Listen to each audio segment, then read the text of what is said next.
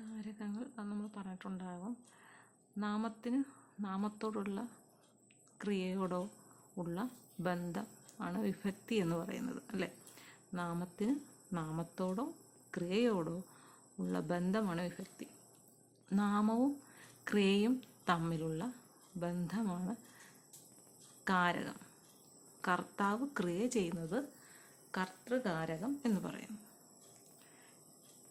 അപ്പം കർത്തൃകാരകം അതിനെക്കുറിച്ച് പറയുകയാണെങ്കിൽ, കർത്താവ് ചെയ്യുന്ന ക്രിയയുടെ ഫലം കർത്താവിൽ തന്നെ നിലനിൽക്കുന്നു.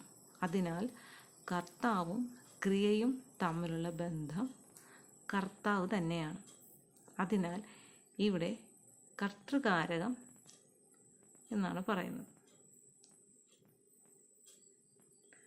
അതായത് നമ്മളത് കർത്താവ് എന്താണ്, ക്രിയ എന്താണ്, ഇതൊക്കെ വിഭക്തി എന്താണ്, ഇതൊക്കെ കറക്റ്റായിട്ട് ആദ്യം പഠിച്ചിട്ട് ഇത് അങ്ങോട്ടും ഇങ്ങോട്ടുമുള്ള ബന്ധം മനസ്സിലാക്കി എടുക്കുകയാണ് ഇത് പഠിക്കാൻ എളുപ്പമായിട്ടുള്ള മാർഗം. അല്ലാതെ ഇത് വായിച്ച് വെച്ച് കഴിഞ്ഞാൽ അങ്ങോട്ടും ഇങ്ങോട്ടും മാറിപ്പോകാനുള്ള ചാൻസ് ഉണ്ട്.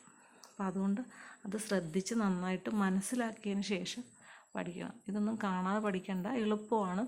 ഒന്ന് എഴുതി മനസ്സിലാക്കിയാൽ മാത്രം മതി.